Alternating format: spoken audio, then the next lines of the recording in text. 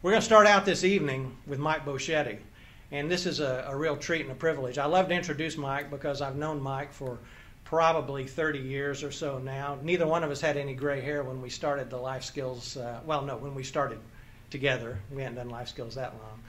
Mike is a very gifted man and a good friend. Mike is a CPA, Certified Public Accountant. Mike, as it says here, has served on this program a number of years and is always one of our most effective communicators. He truly puts financial matters into an understandable perspective. His material on budgeting, gained through hours and hours of financial counseling with young people, is extremely useful. I think we all have learned something from Mike along the way about managing our finances, particularly about getting a good start with your finances. Mike has raised a family. Mike has been a serial entrepreneur. He's been involved in a number of businesses. Mike was a very famous football player at the University of Arkansas, for those of you that don't know. Back in 1969, Mike was very famous. And I would like you, if you would, to please give Mike a rousing round of applause and welcome him to the podium.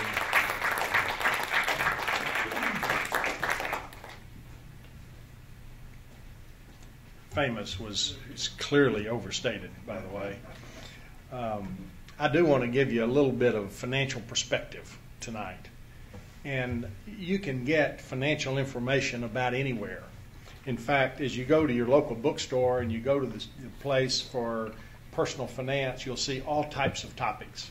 Some of those would be like these: the road to wealth. These are some that I saw recently at one of the local bookstores. Idiot's Guide to Getting Rich. Retire Young, Retire Rich.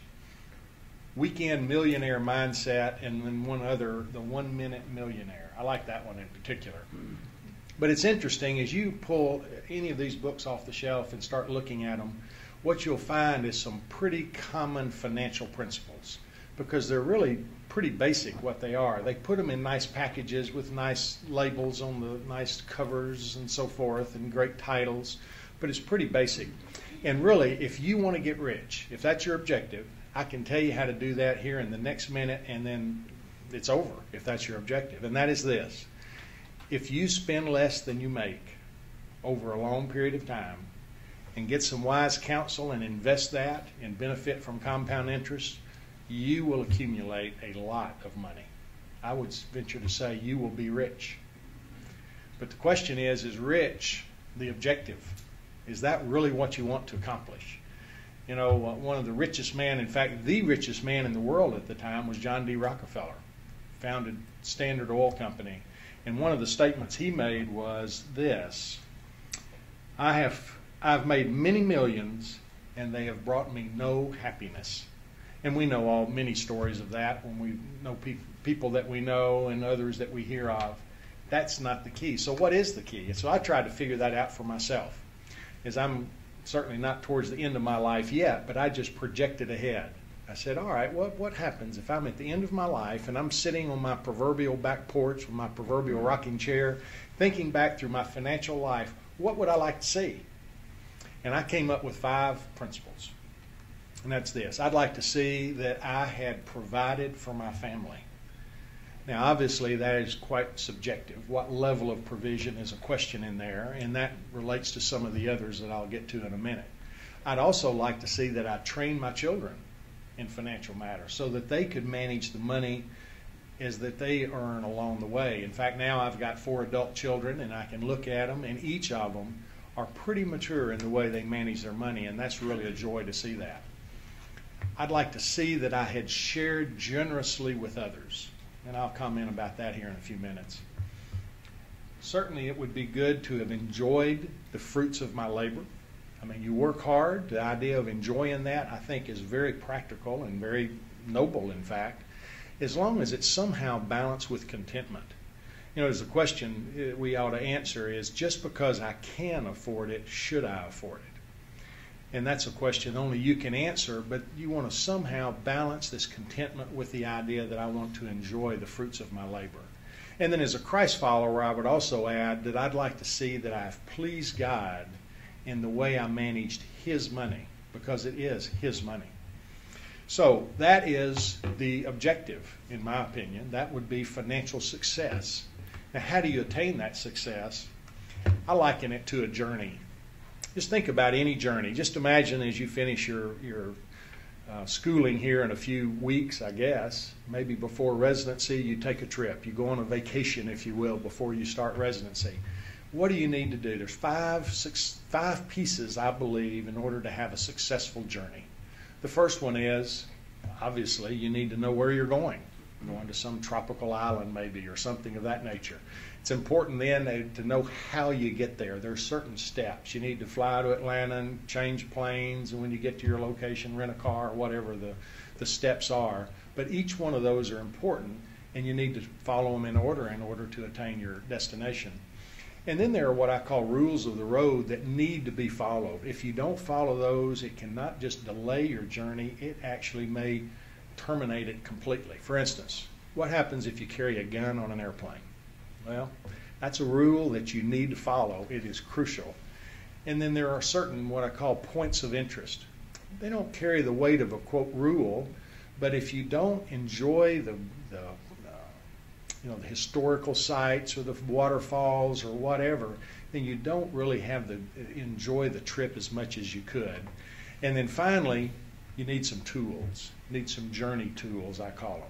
You need maps. Maybe you need compasses, depending on where you're going. Well, I think a financial journey is very similar. It has the same 5 principles. So let's look at those. First of all, we need a financial destination. I gave you what I think mine is, or what mine is, and I would suggest each of you set your own financial goals. What do I want to accomplish in life financially? Maybe use some of the principles that I laid out. But once you get that lined out, then there are 10 steps, in my opinion, that need to be taken in order to attain that goal. The first one, commit to generous giving. You know, this country, I think, is even founded on the principle of being generous with others. And I think it comes from many areas, but just the way the founding fathers founded our country, I imagine, among other things. But one thing I like to see is, one thing I'll tell you about is some bodies of water in Israel. It's an illustration I like to use that illustrates, I think, the importance of being generous and not just holding on as a tightwad. There's one body of water in Israel that is beautiful. People fish in it. They picnic by the shores. They boat in it, swim in it. It's really a fantastic piece of water, a body of water. In addition to that, though, there's this other body of water that is also pretty, very pretty, in fact. But there's no fishing in it because there's no fish. There's no swimming except for those who do it as a novelty. You see, one is alive and one is dead. The first one is the Sea of Galilee. It is alive. The second one is dead. It's the Dead Sea. What's interesting, both are fed with the same water source. The Jordan River flows into the Sea of Galilee in northern Israel. And then it has an outlet. And it forms the Jordan River that flows down to the eastern side of Israel and flows into the Dead Sea. So you have the same water source. One's alive and one's dead. Why? Well, see, the Sea of Galilee has an outlet. It gives away some of what it takes in. The Dead Sea, the water goes in and it goes nowhere. It's the lowest point on the face of the earth, and it is dead. And I think that's a great picture of how we handle our finances in this area of being generous and giving and sharing with others. We want to be alive, we share with others. We want to be a miser, a Scrooge, be dead, then we act like the Dead Sea and hold it all. So commit to generous living, giving, I think, is crucial. Second, budget for success. Now, I call it budgeting for success because everyone or most people have prepared a budget before, and quite often it deals with some small aspect of your financial life, usually how to get by month to month. But it's much more important than that. It's how do you get by from year to year? What about all those expenses that don't happen every month, but they happen periodically? Well, those need to be addressed as well. What about long-term needs as well? Well, those need to be addressed. I've never seen a successful business that did not have some type of financial plan. And that's what a budget is. So all of us need some type of financial plan as well. Now, there's a couple of rules that you need to follow or be aware of relating to budget. The first one, are you insured? Insurance is a crucial aspect of your budget. In your budget, you need to have the premium cost of some vital insurance. Certainly health insurance, you know all about that, but probably life insurance, certainly if you have a family. But beyond that, you have car insurance and home insurance. Most of those you have, but there are others that kind of slip through the cracks sometimes. Disability insurance. What about an umbrella liability policy? Those are crucial, and you need to get an expert to help you determine what types of insurance you do need to have. That's a, quote, rule, if you will, just like taking a gun on a plane. If you don't follow it, there are severe consequences. And then you need some tools. I've put up here my email address. And there's a budgeting form that I use, that I've used for years, that has a lot of virtually every account you can imagine on there. So you can fill out this form and not really miss anything. Now, I don't have anything to sell. I'm not selling anything. So if you're interested, though, you can email me and I'll send you a copy of that budgeting form on an Excel worksheet. Okay, now we've got the first two steps, and they're kind of the foundation for the rest. The rest are based on this principle.